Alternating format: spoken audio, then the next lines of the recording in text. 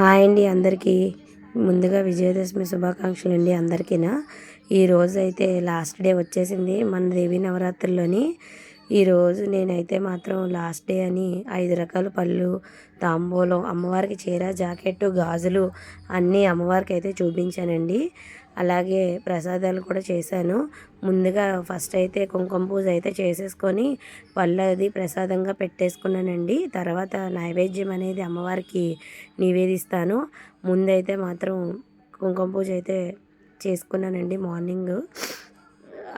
అలాగే ఈ నవరాత్రులు ఎంత బాగా ఎంత చక్కగా అయితే ఏ ఆటంకం లేకుండా మన అమ్మవారికి అయితే జరిగాయండి.